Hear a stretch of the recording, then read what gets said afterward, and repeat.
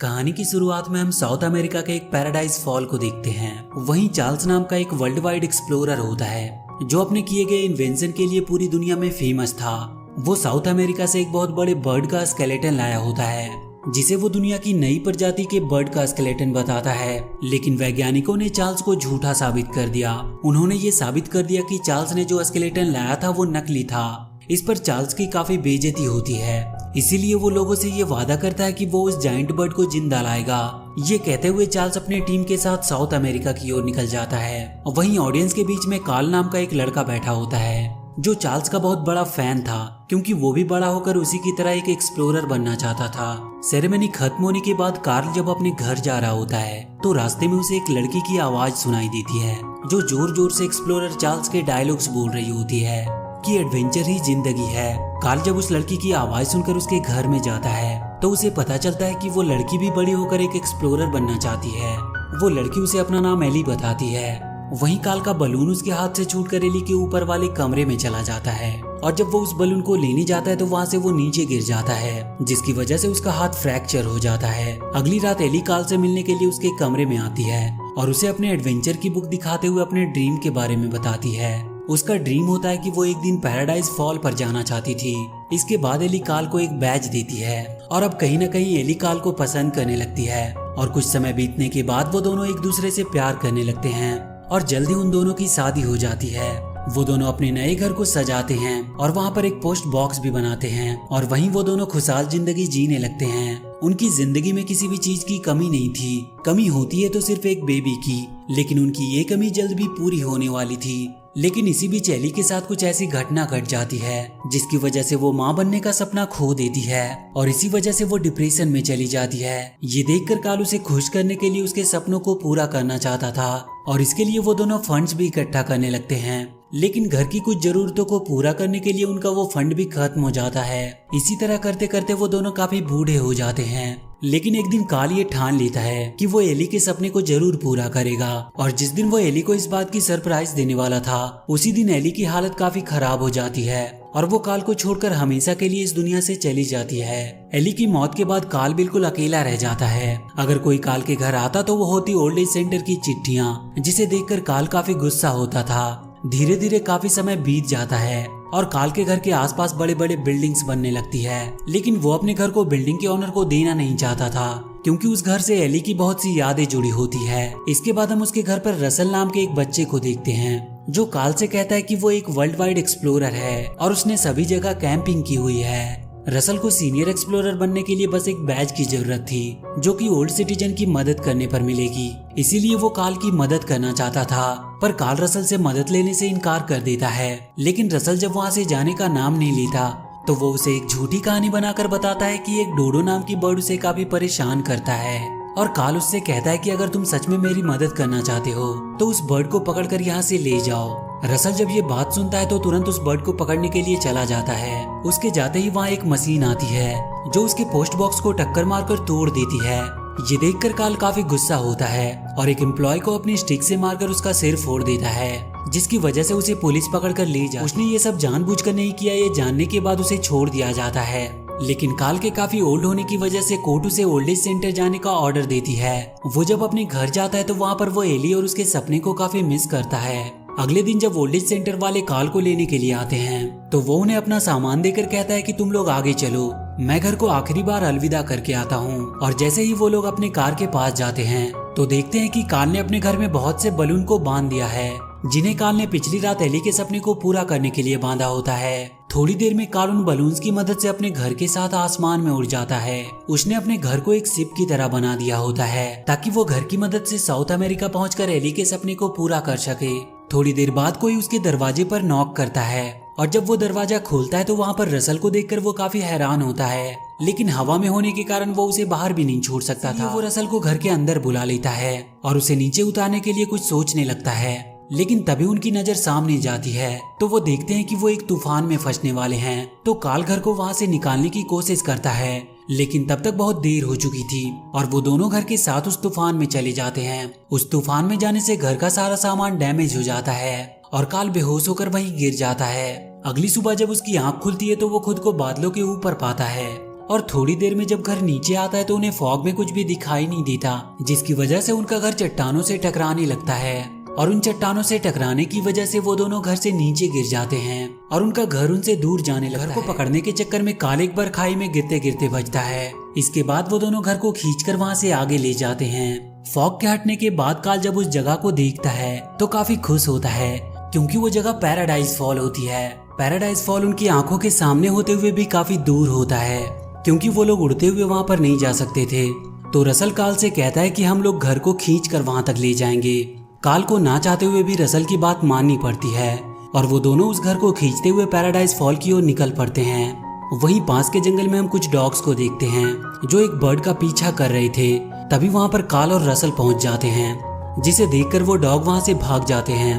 वहाँ चलते चलते रसल को एक बर्ड मिलती है जिसे उसका चॉकलेट काफी पसंद आता है।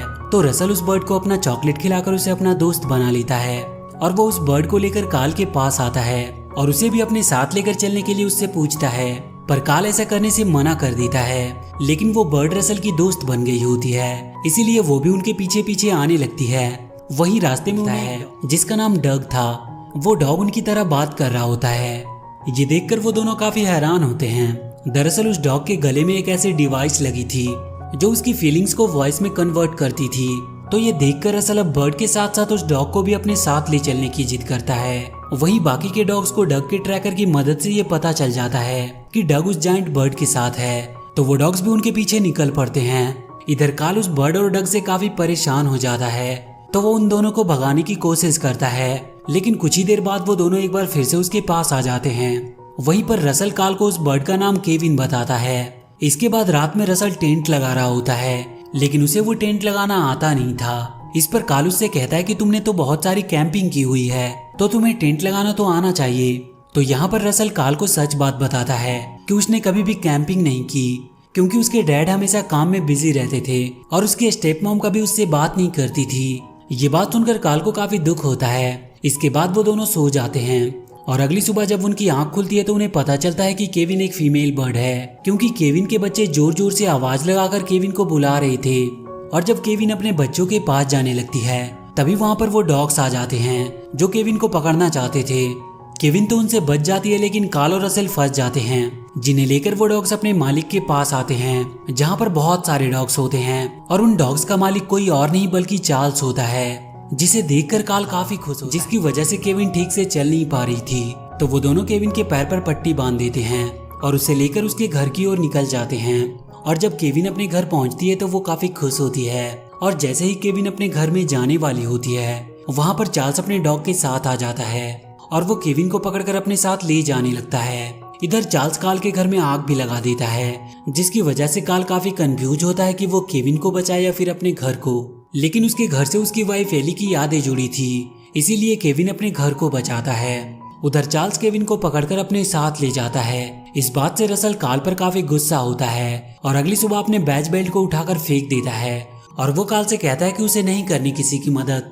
वहीं काफी बलून्स फूट भी चुके थे, जिसके कारण उसका घर नीचे आ गया होता है। काल भी इस बात से काफी दुखी था और अपने घर में जाकर एली की उस एडवेंचर बुक को पढ़ने लगता है और वो अब ठान लेता है कि किसी भी तरह इस घर को वो पैराडाइज फॉल पहुंचा कर रहेगा। और एली के क्योंकि वो बचपन से ही चार्ल्स का बहुत बड़ा फैन रहा था। इसके बाद चार्ल्स काल और रसल को डिनर के लिए इनवाइट करता है। वो अपने शिप में उन दोनों को बताता है कि वो एक जायंट बर्ड को पकड़ना चाहता है, जिसकी वजह से उसकी काफी बदनामी हुई थी और वो अपने बदनामी का बदला उस जायंट बर्ड को दुनिया के सामने लाकर पूरा करेगा। इस बात से काल समझ जाता है कि चार्ल्स एक बुरा आदमी है जो केविन को मारना चाहता है। लेकिन तभी रसल उस जायंट बर्ड के स्केलेटन को देख लेता है, जो बिल्कुल केविन की तरह होती है। उसे देखते ही रसल कहता है कि ये तो केविन है। ये सुनकर चार्ल्स को उन पर शक होने लगता है। तभी चार्ल्स की नजर बाहर काल के घर पर जाती है, जहां वो केविन को देख लेता है। तो चार्ल्स उन दोनों को रोकने की कोशिश करता है, लेकिन वो दोनों चार्ल्स को चकमा देकर वहां से भाग जाते हैं। भागकर वो लोग तुरंत घर को लेकर वहां से निकल जाते हैं। डग उन्हें रास्ता दिखाता है और केविन भागने में उनकी मदद करती है। वहीं सभी डॉग्स उनके पीछे लगे होते हैं। वो लोग भागते हुए जा ही रहे होते हैं कि रास्ते में एक खाई आ जाती है और जैसे ही वो लोग खाई को पार करने लगते हैं उन डॉग्स का कैप्टन केविन को पकड़ लेता है। लेकिन केविन किसी तरह अपना पैर छुड़ा लेती है, पर उसका पैर पूरा करेगा और वो घर की सारी हैवी चीजों को बाहर फेंक देता है, जिसकी वजह से घर फिर से एक बार हवा में उड़ने लगती है। वहीं रसल कुछ बलून्स को लेकर केविन की मदद करने के लिए चला जाता है। इधर काल जब घर को लेकर पैराडाइज फॉल जाने लगता है तो उसे दरवाजे पर डग मिलता है, जिसे देखकर काल का मन बदल जाता है और वो भी केविन की मदद करने के लिए चल देता है। इधर रसल चार्ल्स के शिप पर पहुंचकर केविन को छुड़ाने की कोशिश करता है, लेकिन वो पकड़ा जाता है। रसल को पकड़ने के बाद चार्ल्स जब काल को अपनी शिप की ओर आते हुए देखता है तो वो उसका ध्यान भटकाने के लिए रसल को दरवाजे से नीचे गिरा देता है। काल जब रसल को नीचे गिरते हुए देखता है तो वो किसी तरह उसे बचा। इसके बाद काल रसल को घर में ही छोड़कर अकेले ही केविन को बचाने जाता है और जब वो केविन के पास पहुंचता है तो वो देखता है कि वहाँ पर बहुत सारे डॉग्स उसकी गार्डिंग कर रहे होते हैं। तो वो अपने स्टिक के बॉल से उन डॉग्स का ध्यान भटकाता है और वो केविन को वहाँ से छुड़ा लेता है। इधर रसल अपने आप को छुड़ाने के चक्कर में घर से नीचे गिर जाता है, लेकिन वो किसी तरह एक रस्सी को पकड़ लेता है। चार्ल्स जब रसल को अकेला लटका हुआ देखता है तो वो अपने डॉग्स को उसे मारने भेजता है।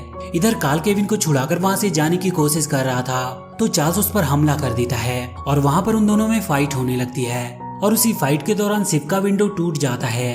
तो काल केविन को लेकर उस विंडो के थ्रू शिप के ऊपर आ जाता है। इधर डग को सभी डॉग्स शिप में घेरे हुए होते हैं और उधर रसल रस्सी से नीचे लटका होता है, पर वो किसी तरह करके घर के ऊपर आ जाता है और चार्ल्स के फाइटर जेट्स को डिस्ट्रॉय कर देता है। इसके बाद रसल केविन, डग और काल को बचाने जाता है, लेकिन जैसे ही वो लोग घर में बैठकर वहाँ से भागने वाले होते हैं तो चार्ल्स उन पर हमला कर देता है। अब एक बार फिर से उनके बीच फाइट होने लगती है और इस फाइट के दौरान सभी लोग घर के साथ नीचे गिरने वाले होते हैं, लेकिन काल घर को पकड़कर सभी को बचा लेता है। इसके बाद काल सभी को घर से बाहर बुलाता है, लेकिन तभी चार्ल्स उस घर में चला जाता है और वो केविन को मारने की कोशिश करता है, लेकिन तभी केविन डग और रसल को लेकर विंडो से बाहर निकल आता है। काल जब ये देखता है कि रसल, केविन और डग घर के बाहर आ चुके हैं तो वो घर को छोड़ देता है, जिसकी वजह से चार्ल्स नीचे गिर जाता है और उसका घर भी बादलों में कहीं गायब हो जाता है। इसके बाद काल उन लोगों को रस्सी के सहारे ऊपर शिप पर खींच लेता है, लेकिन अपने घर को खो देने की वजह से वो काफी दुखी होता है। इसके बाद काल और रसल केविन को लेकर उसके घर जाते हैं, जहाँ केविन के छोटे छोटे बच्चे होते हैं। केविन को वहाँ पर छोड़कर वो लोग भी अपने घर की ओर निकल जाते हैं। रसल को उसका बैज मिल जाता है, पर वहाँ पर उसके पेरेंट्स नहीं होते हैं, इसीलिए काल रसल को वो बैज पहनाता है और इसके बाद काल रसल को उसके मनपसंद जगह आइसक्रीम पार्लर ले जाता है।